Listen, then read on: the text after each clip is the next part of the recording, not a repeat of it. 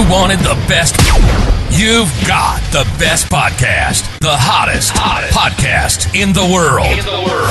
The Chris Voss Show, the preeminent podcast with guests so smart you may experience serious brain bleed. The CEOs, authors, thought leaders, visionaries, and motivators. Get ready. Strap yourself in. Keep your hands, arms, and legs inside the vehicle at all times, because you're about to go on a monster education roller coaster with your brain. Now, here's your host, Chris Voss. Hi, folks. It's Voss here from thechrisvossshow.com. There you go. We always defer to the Iron Lady. As always, she nails it to the wall and tells us when the show is fully launched. Welcome to the big show, my family and friends. We certainly appreciate you guys being here. As always, we just have the most amazing guests, the amazing minds on the show. People who come share their wonderful stories of life, things they learned over their journey, and impart it to you and everything that goes in it. And, of course, none of those intelligent people are me. I'm just some idiot with a mic. But for 16 years, we've been bringing the CEOs, the billionaires, the government officials, the ambassadors, the Pulitzer Prize winners, all of the smartest people on the planet appear on the Chris Voss Show, except for me, and share with you what you need to know to make your life better and to learn stuff. Because we all need to learn stuff, and get better stories. Today we have Mike Johnson on the show with us today. He's going to be talking to us about what he does with his company, ClearPath EPM. He is a chief executive officer and founder of ClearPath EPM. And after a lengthy diplomatic security and law enforcement career within the U.S. government, Mike Johnson entered the private sector in 2010 as an executive with a global risk consulting company. In 2014, he founded ClearPath EPM, and since then, he's helped provide safety, security, emergency preparedness programs, and campus resiliency training to hundreds of schools, corporations, and other institutions in the U.S. and around the world. He deeply appreciates and understands diverse cultures, gained from extensive international travel and permanent overseas operational assignments within complex and often high-stress environments. He must have been in some of my marriages, too. He is a certified protection professional as awarded by ASIS International Certified, and has extensive experience in the delivery and management of safety, security, emergency preparedness, and operational resiliency programs.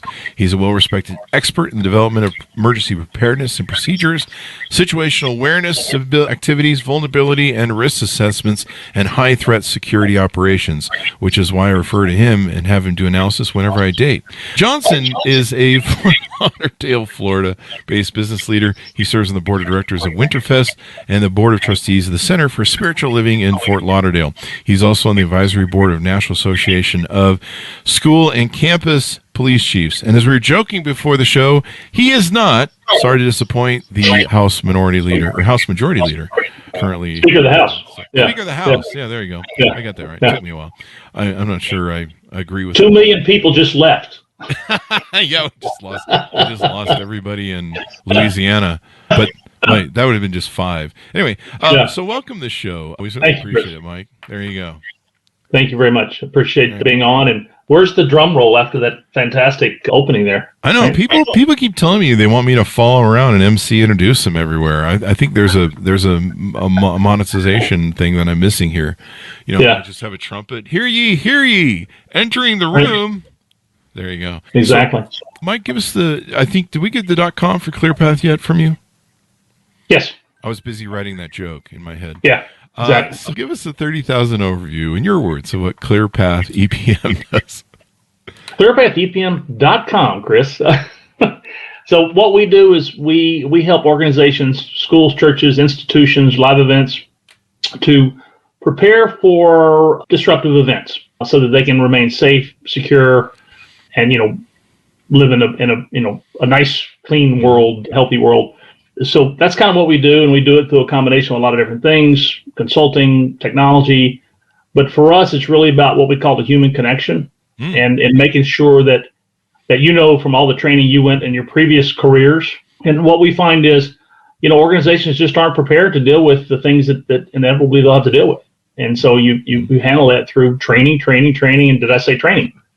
Much like you and I did in our careers in the government, it's like thousands and thousands of hours of training. Mm-hmm. And so that we try to get the mindset for people to understand, to not be fearful of what might come, because you know what fear stands for, right? You're a smart guy, you know this. Yeah, you're gonna fight or flight, right? No, fear is future events aren't real. Oh, okay. So yeah. People come up with this concept of, oh, there's going to be an active shooter. The reality is that's a very low probability but highly catastrophic possibility. So you still have to have some basic plans for it. But so once people become fearful, they're like, oh my God, this is going to happen. Well, no, actually just sit back, think about what you got, deal with your vulnerabilities, train, and then when that happens, you'll be ready to respond. There you go. This is why the people in the military train so much, and like athletes and other things. Absolutely. So you're ready for, not only the activity you need to do, but any contingency. And I love the operational awareness thinking. You've got an app, it looks like, and several courses on your website. Tell us about some of that. Yeah. So we've started developing these online courses. It started, the first one during COVID, because the consulting business was kind of, it happened with consulting businesses. So we were contracted by the Department of State, Office of Overseas Schools, to develop this online course for U.S. State Department schools overseas called Prepare My School, and that became a 13-module, asynchronous training course. And the plan is to eventually do the same thing for churches, businesses, and live events. And it's a way, now people can sit and look at the training without having to come to our live training and essentially get the same thing. It's a very interactive course, lots of activities. And, the idea is the more we can train people, let's focus on schools, the more we can train teachers, janitors, facilities people, when something happens, the better the response is going to be. And that's kind of the philosophy behind it. There you go. And people that are prepared, they're educated, that, they don't live in fear, but they're, and I think one of the things about fear is when an event happens, you do go into fight or flight mode. You go into, you can be destabilized by it. You can be locked down by it. And your responses are going to be probably not at the best they could possibly be in that case. And so by being prepared, knowledge is power to the extent it's used. And you can, therefore, have a blueprint to work from. When you think about, I was 28 years in law enforcement, and so you go in, I was military before that, but what's the one thing they train us for in military and law enforcement is to, when you hear gunshots, instead of running from it, which is the natural, human instinct, is to run towards it without even thinking. And so that's kind of the idea of I think training. And I always say, and you'll appreciate this, that I don't want my clients reacting to an event. I want them responding. If you use the sports analogy, you think about, if you're playing soccer or football, whatever, if you're on your heels, you're going to fall on your butt, right?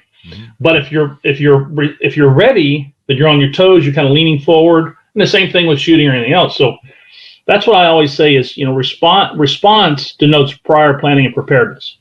Don't want you reacting. That's a kind of gut instinct. It may work, it may not work. So the training, planning, preparing is a much better way to do it. There you go. Yeah, give us a little bit about your glide path through life and how you got into this business and some of your experiences maybe with the U.S. government and stuff.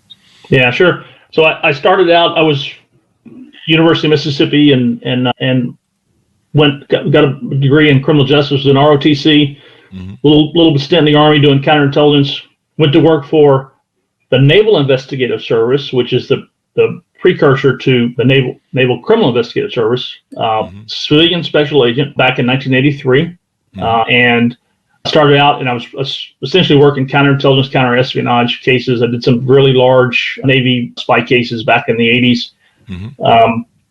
And then I left there, went to diplomatic security, where I spent 18 years in diplomatic security, served overseas in tours in Lebanon, Venezuela, Dominican Republic, TDYs in Colombia, high threat security details, things like that. And then my last job was, I was special agent in charge of the Miami field office for diplomatic security, which is the sort of the highest field, if you will, the field general, the field colonel for law enforcement in a federal agency. And then actually left and went to Department of Commerce, did a lateral as a special agent in charge of export enforcement for the southeastern United States, where I spent my last 6 years. And mostly working on counterproliferation issues with Iran, for example, and won some national level awards from the Attorney General and Department of Commerce and things, doing that kind of stuff. And then went into the private sector and kind of went back to kind of working the security stuff, those types of things. There you go. And so then you open your own firm and off you go, doing private work and everything else.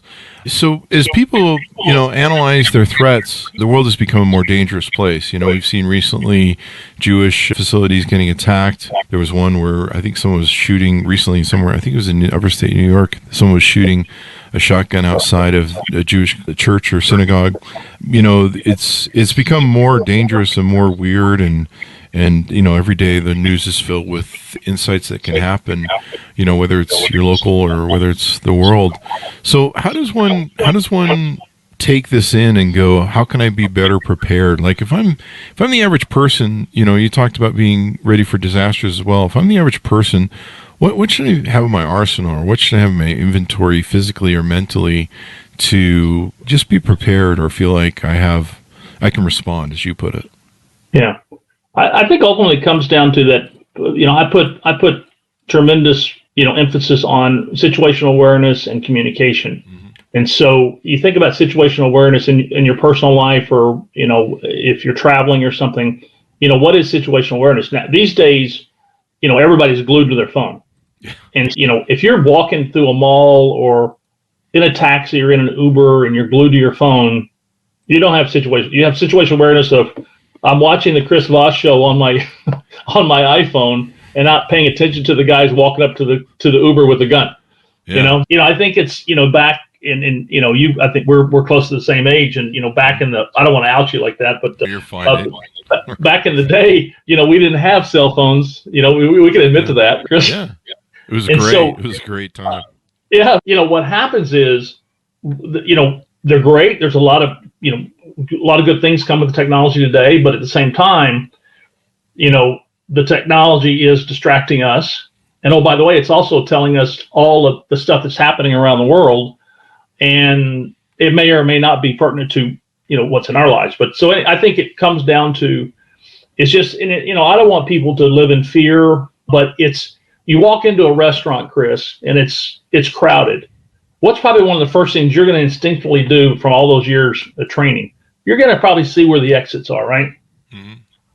But a lot of people don't. You think back to, remember in Paris, was it like probably eight years ago when everybody was shot in the cafes in Paris, mm-hmm. and they literally had the videos of people just sitting there stunned, mm-hmm. as the terrorists come up and they're shooting. It's like there's no situational awareness whatsoever. They just kind of freeze, deer in headlights. Mm-hmm. It's just really in your personal life, or if you're driving, or in your home life, it's just kind of being aware that, okay, one, there are people out there that may want to do bad shit. And, if you're in a certain neighborhood, I was just in Ecuador, and, there are parts of Quito where you just don't go, other parts you kind of be smart, and, there's a lot of things going on, but it's kind of know where you are.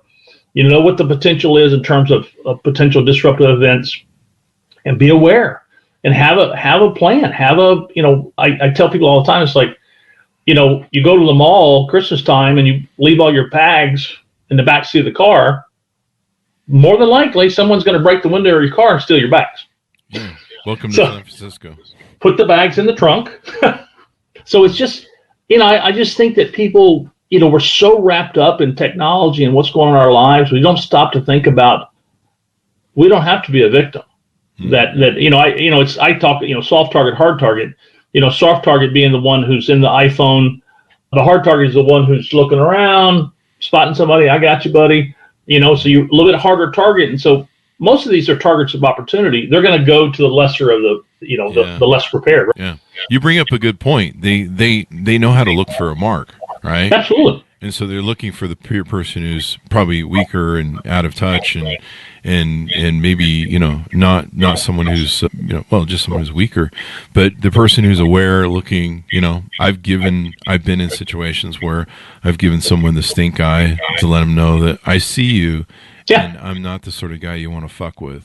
Yeah. And they know, and they'll recoil. Because I have a good resting bitch face, evidently. Yeah. I have that working for me. Well, but even that, I mean, stink eye, or you think about if you're walking down the street and there's we can't say homeless anymore. I'm not sure what the right word is. Just say someone who doesn't have a home is is on the street, and what did most people do? They ignore them, right? Mm-hmm. And so what I do is I say hi, because one, they know that I see them there. Yeah, good point. And so so it's a nice thing to say, but it's also less likely they're going to come after me. He's like, well, this guy's aware that I'm here. Mm-hmm. So it's just, you turn that off. So you can do the stink eye, or you just do hi. Yeah. The Kelly from LinkedIn brings up a good point. Being aware of your surroundings is key.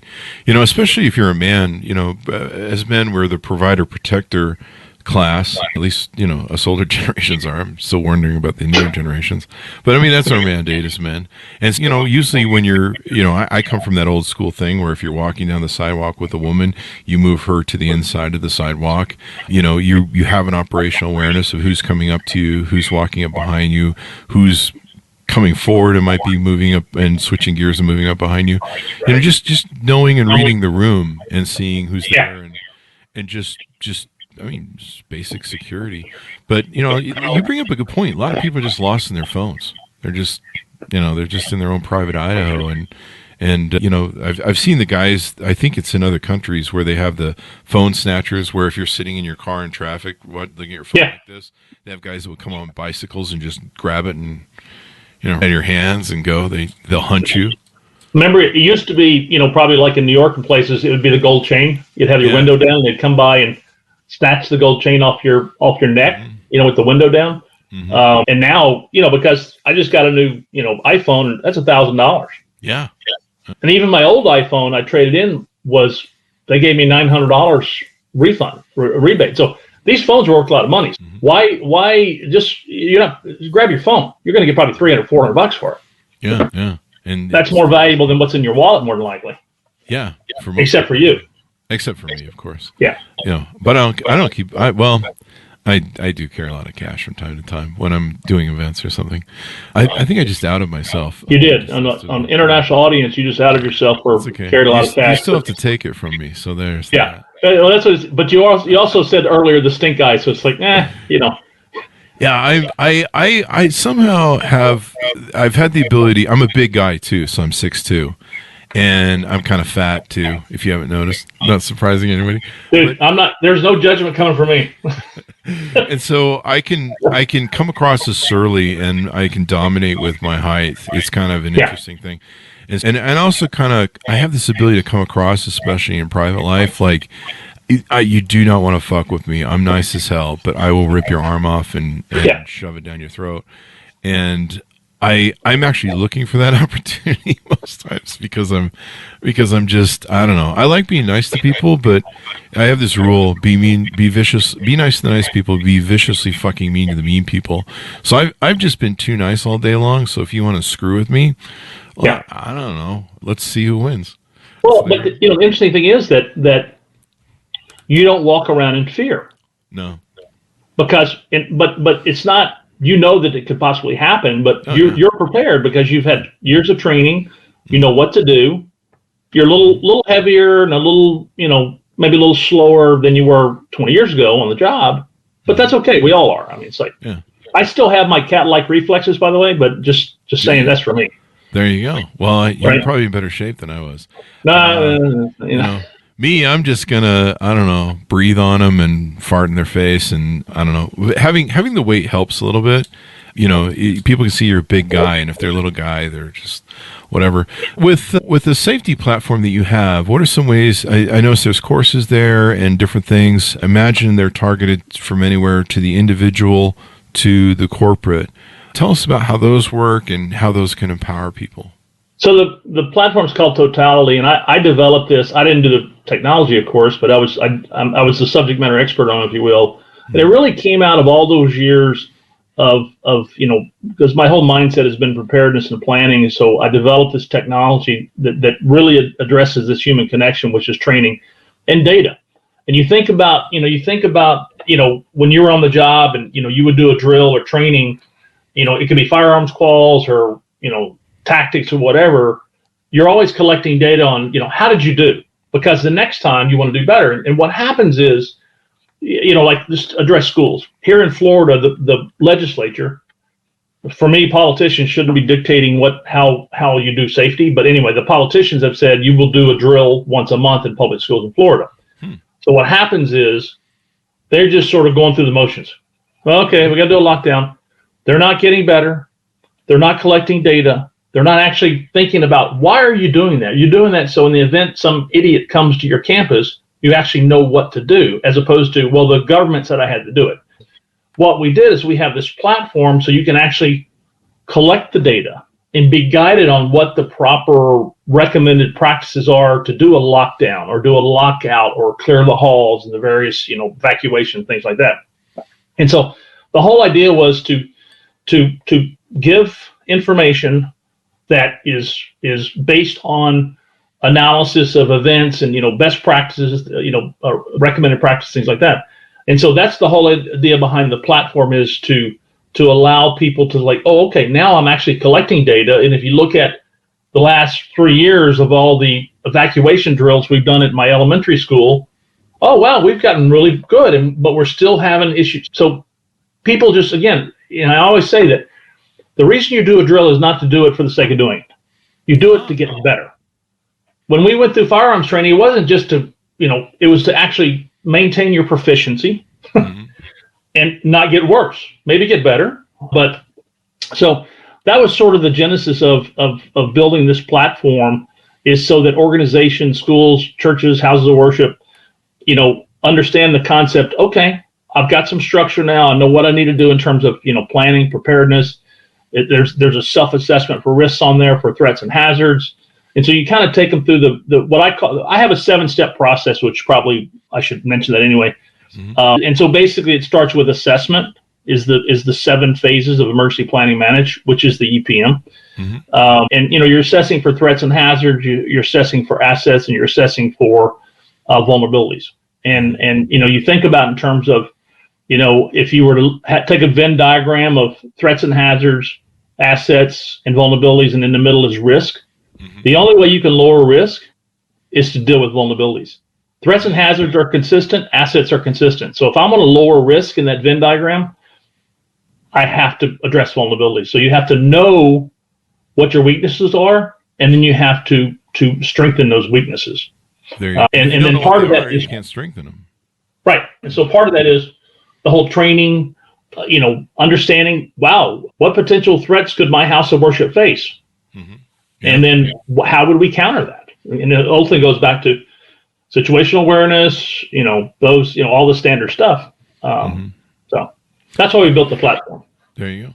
I mean, even as early as with our companies in 1988, 1999, there was starting to be the shootings at the office and stuff.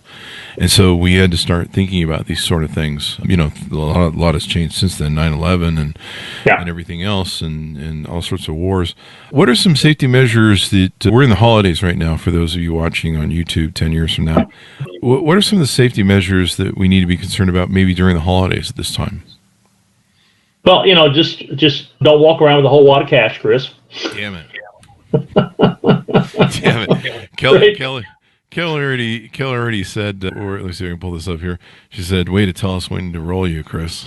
There you go. Next thing you know, you put your itinerary out on LinkedIn or something. I only do that when I go to Vegas. Let's put it that way. So if you want to roll me in Vegas, good luck. There's 1 million cameras and security guards. Have fun with that. So the same things apply. You just know that at the holiday time there are going to be people who are looking for opportunities, right?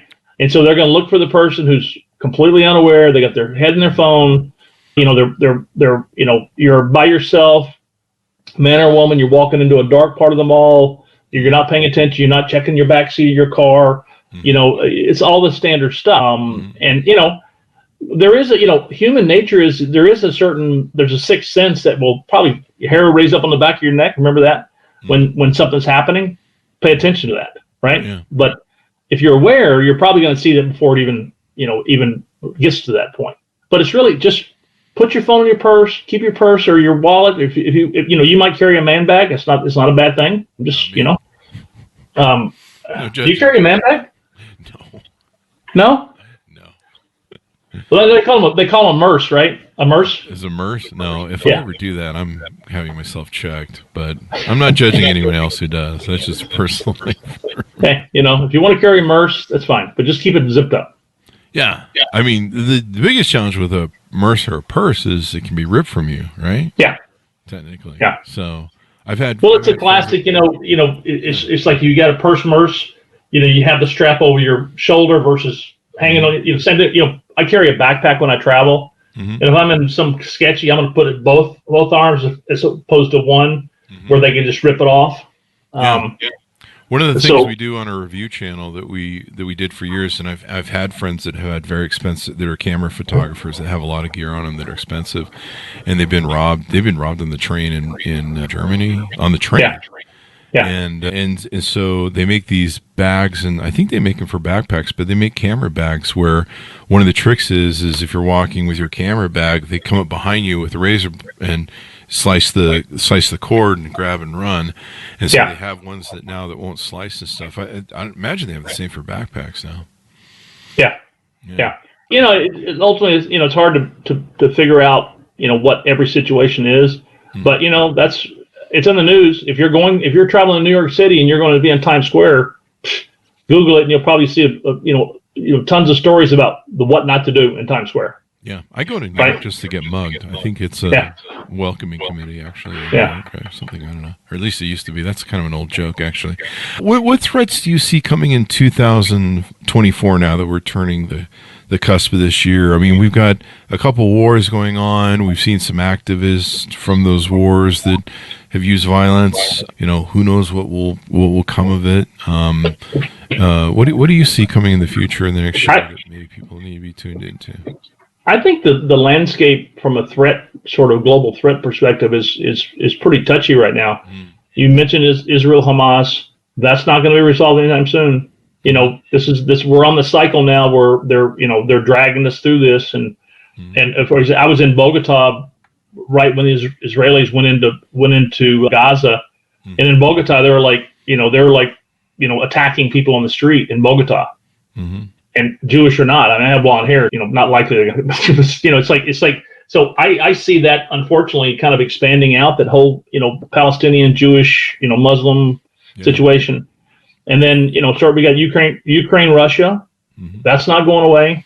You still have to think about what's happening with Iran, with the threats that could get very nasty. There's sort of threats directed at the, seat of government right now, but that could change in a heartbeat. And then you've got all the various Hezbollah and all the functionaries of Iran and Hamas. And, we could very well see a situation, like you think back to the 80s. Remember we were dealing with Baader Meinhof and, the Red Brigades and all the stuff out of, very well could see a situation where terrorism starts spiking again. We're seeing a lot of white nationalist stuff too.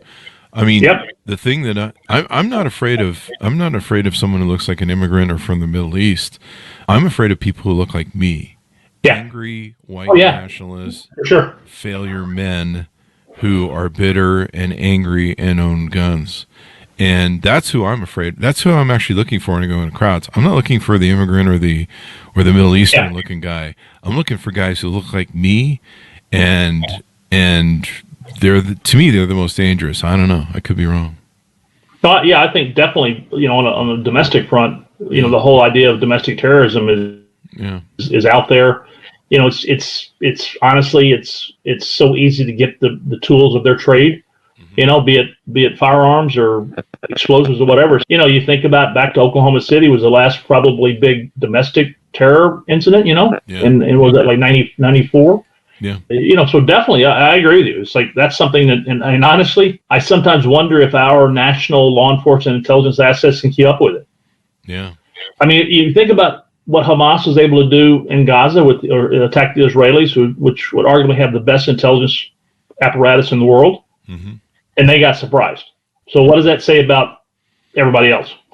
Even the FBI has admitted that it's almost impossible for them to stop an event when it's about to happen. I mean, I think I saw FBI Director Christopher Wray speak recently that more people need to speak up and talk. Anytime I see one of these shootings go on, like school shootings, there's a lot of freaking people know this dude is off the rails. Yeah. And they don't say anything. They don't do anything. There are a few examples where people are like, well, we tried to have him committed, and somehow he skipped past the background check. Let me ask you about this. Does people really need to get guns to feel operationally safe in their public environment? It's a very complex issue. I always felt like I've never needed a gun, and I've been in situations with people that have them in a confrontational situation where I caught them breaking in my car. I think there's a few other examples, but being able to keep my cool, not create a situation and know how to diffuse it was really important. But I don't know that if I would have had a gun, that it would have ended the same way. And and I've had friends that they get into situations, but they get into situations like, why are you at the Harley Davidson dive bar where the drugs are being dealt with your guns and their guns, and there's going to be problems? Like, my friend used to tell me this. Here's what you do: you keep one in the sock, and I'm like, I know, I just don't go to the fucking bar. That bar you going to, man? I just don't. I'll confess. I've been off the job. I retired 13 years ago, and I carried a gun for 28 years every day of my life for 28 years. Mm-hmm. I retired. I haven't touched it, and I won't because one, it's a skill based thing. And I always tell people, if you want to go get a concealed weapons permit, or if you're in one of the what's it called, the constitutional carry states, there's 26 or 27 of them now. Mm-hmm. That's fine. But here's the thing: be prepared to take someone's life. Wow. Understand the consequences of it. Mm-hmm. Be trained. And oh, by the way, more than likely, they're going to take the gun away from you. Wow. Because you don't have the weapons retention skill that you learn in law enforcement to actually keep somebody from getting your gun. Yeah. So if you're, like you, if I'm on my Harley, I'm at the Harley bar, I don't want a gun because I'm having a cocktail or something, or it's like my faculties aren't there. It's going to be taken away from me. So if you're committed to that, train, and understand the repercussions. If you pull that gun, you better be prepared to take their life. Yeah. And people have this fantasy that's very movie-like, that like, oh, I'll kill somebody. And well, that seems nice. I mean, if I ever killed somebody intentionally or by accident, it would haunt me for the rest of my life, but it might be built a little different. Knowing that I robbed some of their life by accident or by intention, well, it depends on which enemy it is. I'm just kidding. But no, I'm just being funny, folks. But one of the other problems you have that I never hear people talk about this when they're arguing about guns and safety and blah blah blah, is they never really talk about the civil lawsuits.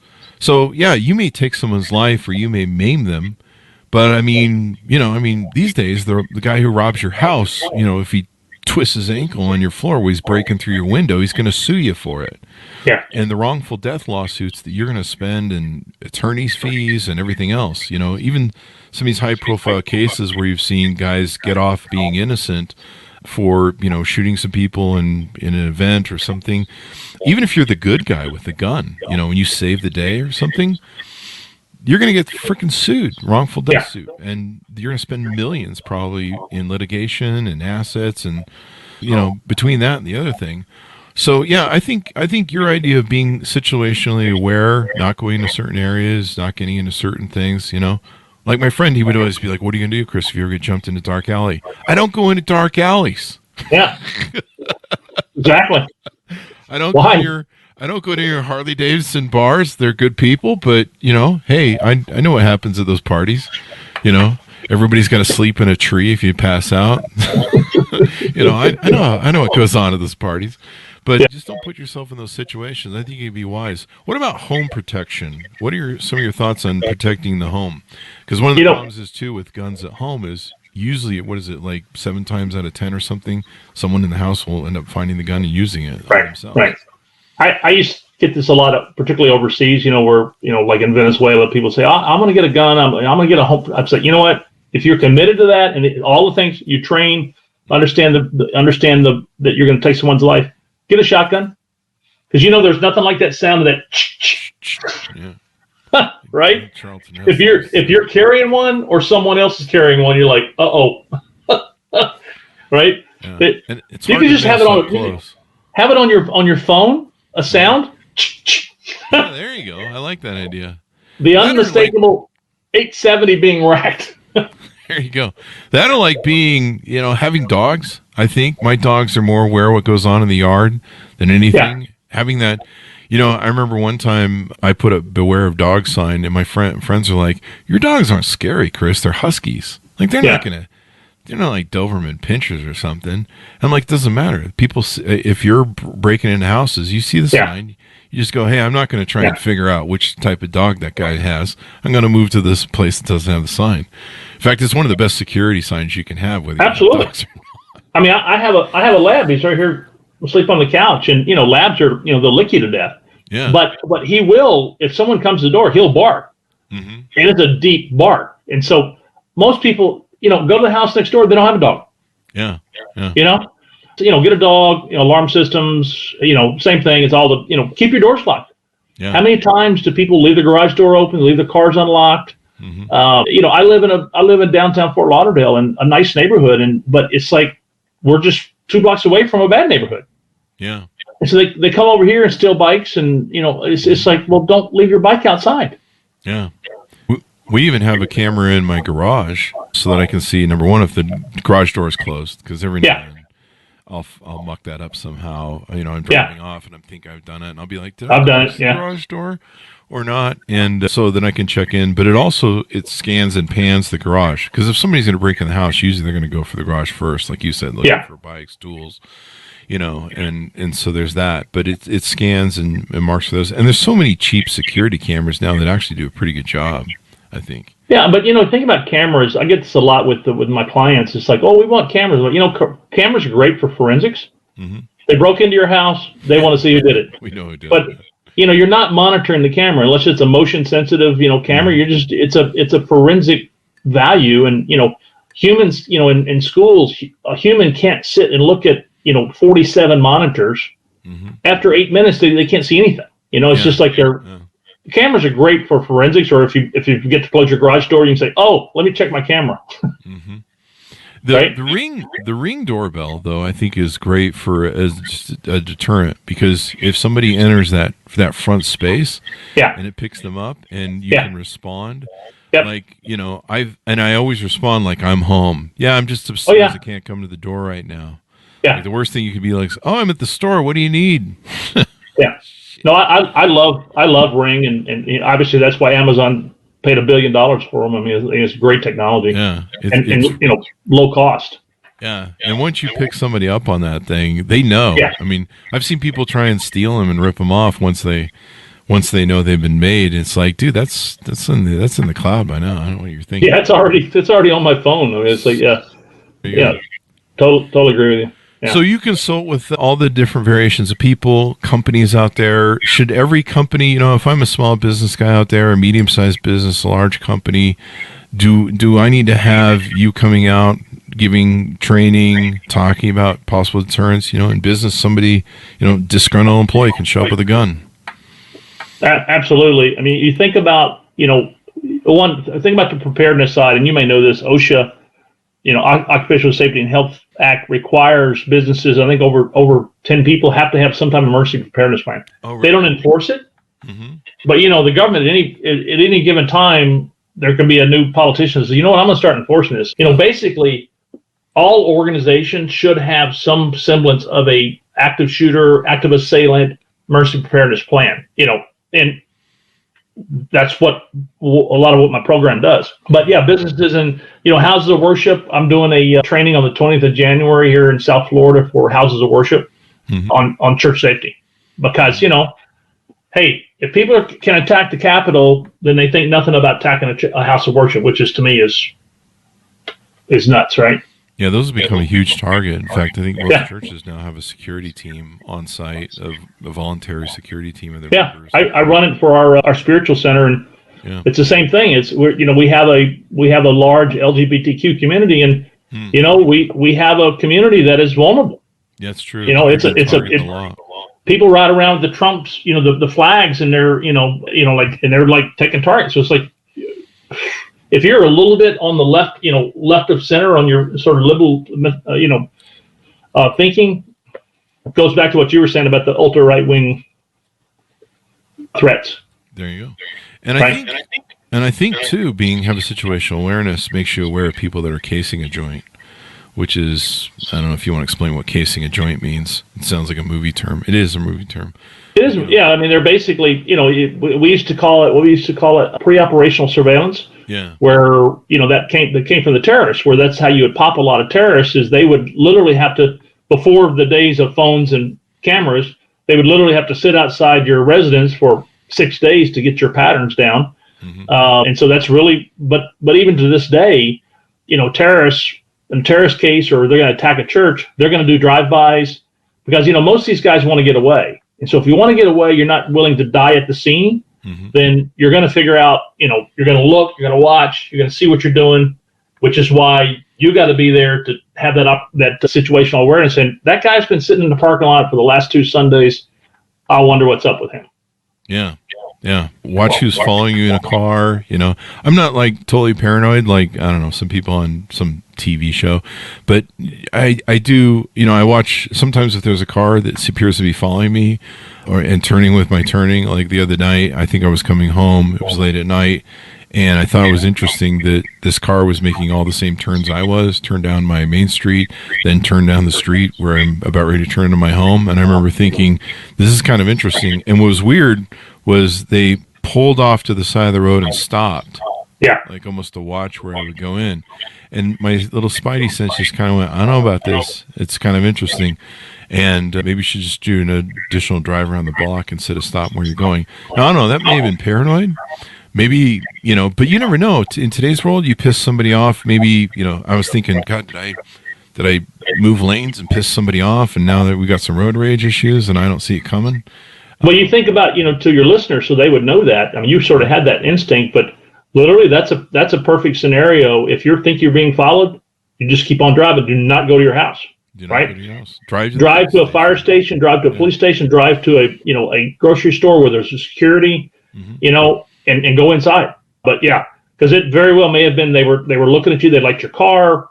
You gave them the eye at the restaurant or something, and yeah. But I mean, who knows? But if you see that car again, you're going to recognize it. Yeah, I give chicks the eye at the restaurants too. It gives it the same. It ends up doing the same thing. They run away screaming. Yeah, I was going to say, how does that work for you? It doesn't. I just have resting bitch face. No matter what I do, I can't win. Yeah. But I don't know. It works for me. I'm still single and have all my money, so that works. That you carry around with you when you travel. Yeah, exactly. Because I don't know. There's a joke there about Vegas not being alone and money, but I'll leave it alone. Give us your final pitch. How can people onboard with you, get to know you better, all that stuff as we go out? Yeah, go to our website, clearpathepm.com, and there's a lot of stuff on the website about upcoming training, the various training for schools, all the services we do from security guard, management, and, we do a lot of different things and have a lot of talented consultants. Check us out on the website, and we have a LinkedIn page, ClearPath EPM on LinkedIn, or our company page. Mm-hmm. And you can reach out to us at info@clearpathepm.com. There you go. You've given us a lot of great tools, and women are more security obsessed than we are because they really need to be. And then usually they're targets and all sorts of evil stuff. It's definitely good tips for them as well. Thank you very much for coming on the show, Mike. We really appreciate it. Thanks for having me. Have an awesome day and a good holiday season. You too, man. Be careful this holiday season, And then don't leave the window open with your tree and all the presents for everyone to see from the road. Exactly. Dude, exactly right. Hey, look at this great tree we have. Oh, and there's really big presents on the ground there. There you go. Exactly. Thanks so much for tuning in. Go to goodreads.com/Chris Voss, LinkedIn.com/Chris Voss, Chris Voss 1, the Totality, Chris Voss, Facebook.com, and all those great places around the internet. Thanks so much for tuning in. Be good to each other. Stay safe. And we'll see you guys next time.